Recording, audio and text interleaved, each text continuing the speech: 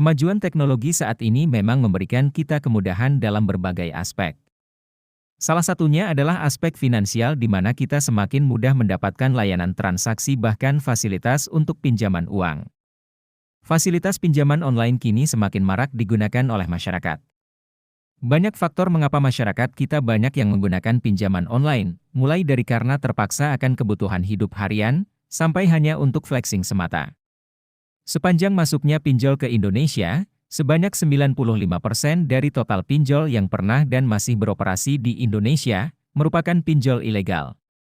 Sedangkan layanan pinjaman online yang legal hanya sebanyak 5%-an saja. Bahkan jumlah pinjol legal terus mengalami penurunan hingga tahun 2021.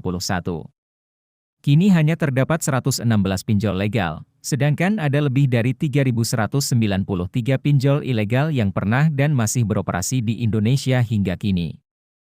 Dikutip dari katadata.co.id berdasarkan laporan Otoritas Jasa Keuangan, nilai penyaluran pinjol di Indonesia mencapai Rp19,21 triliun pada Agustus 2022. Pinjaman tersebut disalurkan kepada 14,32 juta peminjam atau sekitar 5% dari total seluruh rakyat Indonesia dan itu hanya yang terdata di OJK saja, dengan banyaknya masyarakat yang menggunakan pinjol namun hal-hal tersebut tidak dibarengi dengan pengetahuan tentang literasi keuangan. Yang di mana masyarakat kita masih belum mengetahui secara signifikan. Mulai dari produk jasa keuangan, manfaat, resiko, dan kewajibannya jika menjadi nasabah jasa keuangan, jadinya masyarakat hanya tergiur akan kemudahan serta kecepatan pencairan pinjaman dari pinjol, sehingga banyak dari mereka yang tidak mempertimbangkan resiko ke depannya. Di mana seharusnya banyak hal-hal penting yang perlu dicermati sebelum melakukan pinjaman online. Ada banyak kasus yang sudah terjadi akibat pinjol ini, bahkan sampai kehilangan segalanya mulai dari harta benda bahkan sampai menyerang kejiwaan hingga bunuh diri karena mengalami depresi berat. Pinjol bisa menjerat berbagai macam kalangan, bahkan sampai sekelas mahasiswa yang notabene memiliki background pendidikan yang cukup bagus, seharusnya sudah paham akan resiko yang bakal didapat bila menggunakan pinjol tersebut. Ada beberapa alasan kenapa kalian semua harus berpikir dua kali untuk melakukan pinjaman online. Kemudahan dalam pengajuan konsep yang dibuat begitu menarik dan menggiurkan. Pinjol memberikan kemudahan dalam melakukan pinjaman.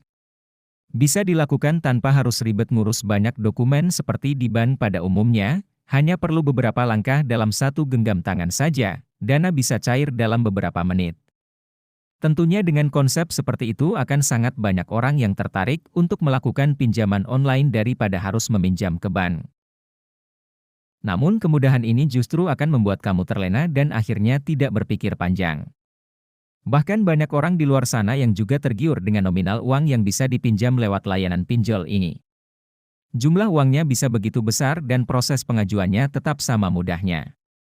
Artinya, kamu akan lebih tergoda untuk meminjam lebih banyak uang padahal mungkin saja nominalnya jauh lebih tinggi daripada kebutuhanmu yang sebenarnya. Bunga yang besar mungkin banyak dari kita yang tidak menyadari di sini, bahwa pinjol sebenarnya memiliki bunga yang sangat besar. Konsep marketing mereka yang menawarkan pinjaman dengan bunga yang rendah yang hanya beberapa saja bahkan ada YG di bawah 1% tentunya sangat menggoda buat kita. Namun perlu kita cermati bahwa bunga itu bukan untuk jangka panjang melainkan hanya untuk 1 hari, jadi bisa dihitung sendiri betapa besarnya bunga tersebut bila kita hitung dalam 1 bulan. Maka hal tersebutlah yang membuat banyak nasabah pinjol syok setelah melakukan pinjaman. Karena banyak dari mereka tidak mengetahui hal tersebut yang pada akhirnya bunga YG harus mereka bayar bisa jadi melebihi besar uang yang mereka pinjam.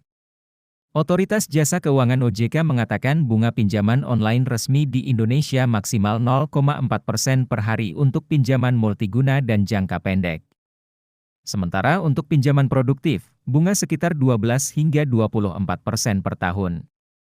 Itu merupakan bunga dari pinjol resmi atau legal yang terdaftar dan diawasi OJK, tapi bila dibandingkan dengan bunga pinjol ilegal tentunya sangat berbeda jauh.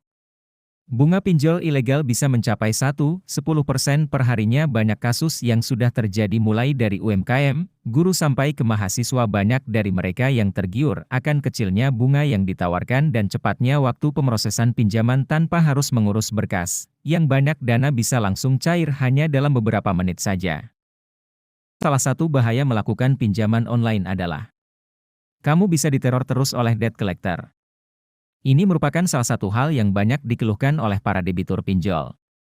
Banyak yang mengeluh bahkan sampai menangis karena terus diteror oleh debt collector.